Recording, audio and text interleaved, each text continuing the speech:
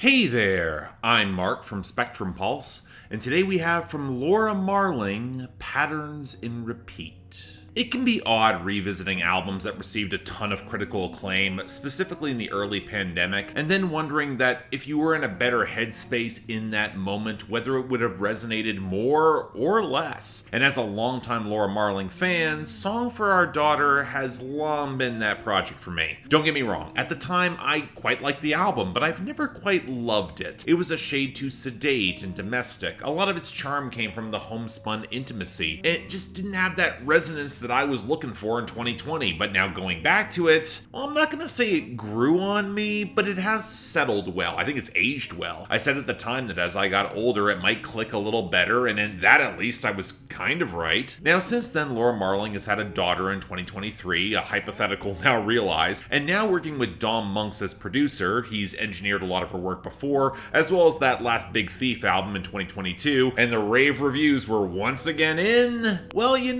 maybe it's just being a little bit older now or being in a better state of mind, but this connected a little more strongly for me, albeit not quite at the visceral level of her very best in the early 2010s. Now granted, visceral is about the last possible word in order to describe this album, as on the surface it feels just as soft-focused and soft-spoken as her last couple, but there are some subtle changes and augmentation to support the warm acoustics and the gorgeous singing, touches of strings and woodwinds and piano, slightly more refined choral backing vocals. For an album that's recorded in her home studio, it doesn't feel as minimalist, where the pastoral touches seem to stretch over a slightly wider expanse. And I think that was the little factor I needed for these songs to pop off a little more and actually stick for me. The gorgeous strings arrangement on the second half of Child of Mine, the supple bass around that cycling acoustic line of patterns, where a lot of said patterns feel so earthy and rooted in that larger world, later echoed in the glistening of the penultimate title track, picking up some glimmers and some deeper layers in order to accentuate the ethereal grace. But then you have the darker, simmering tones of the shadows, with the strings that are just this perfect tragic accent. And then the fast-picked conversational flair of Carolyn,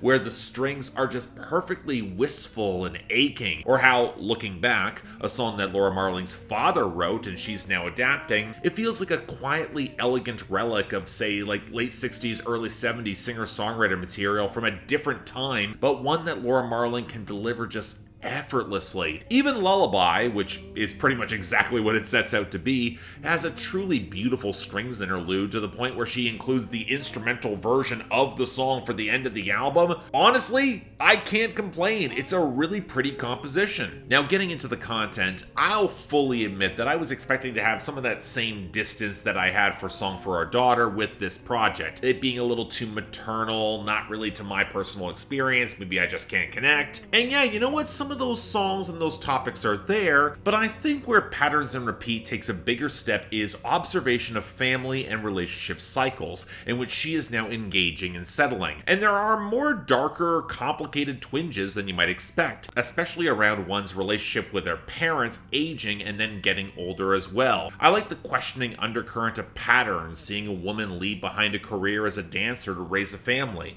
And Laura Marling observes how one's passion evolves and then subtly replicates itself. It never really goes away. And that takes a different angle in addressing a questionable father figure on Your Girl, where the connection is kind of frayed until he passes away, and then reckoning with those messy divides between fathers and daughters leads to an emotionally complicated song. Kind of similar case with The Shadows, where after a loving moment and seeing her child as an adult in the world on No One's Gonna Love You Like I Can, you see some of that parental fear where that daughter might leave or slip away out of her care into a dangerous world. The power of the song comes in very even-handed framing and empathy, where she knows that her daughter is gonna leave, that's the right choice, but the fear is never really going to go away. But on a similar note, I love how Carolyn is so mature in the reflective storytelling on an old partner as she has moved on, where that said ex is being slowly forgotten like an old song you can't quite remember. The same sort of pensive thoughts and age that underscore a lot of that aging and love on Looking Back. And then there's the title track, where I'm honestly not fully sure to whom she's writing. It could be her parents, could be her partner now, could be her child child in the future,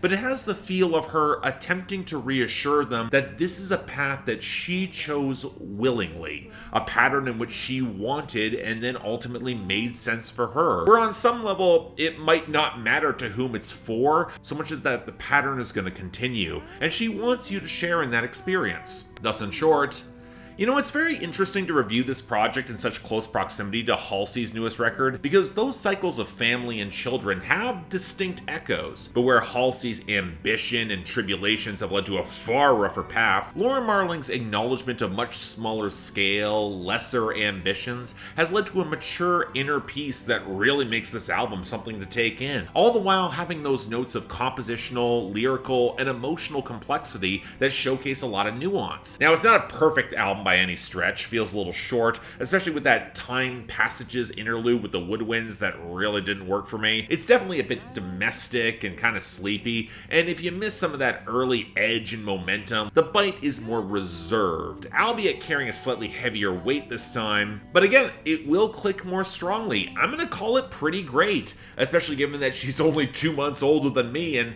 yeah, I feel some parallel resonance. If there are any new moms in your life, it's an absolute recommendation. I know it's gonna work. But even if not, this has the self-assured maturity, subtle complexity, and genuine warmth to be an excellent listen. So yeah, give it a shot. Check it out. So yeah, thanks a lot for watching. If you want to see more, please be sure to like, share, drop comments, subscribe. I gotta be honest, I'm a little bit surprised by how much this really worked for me, but I guess it's a case when you get away from some of the minimalism, just those subtle compositional accents just really put it over the top in nice little quiet ways. I really came to like this. Really nice, really impressed. Beyond that, though, anything else I might be able to do to improve my presentation, I'm all ears. And if y'all want to get involved in helping support the channel, again, beyond my merch, link there below, well, the option is YouTube memberships and also my Patreon as well. Some specific perks on the live streams, but also access to my schedule and Discord, providing you send out messages at the right times. And again, Patreon's got larger breadth in and of that. Once again, don't feel obligated. Tough times. I understand. The option's available. But till then, I'm Mark, you're watching Spectrum Pulse, and I'll see you next time. Now I'm a prisoner in this chair.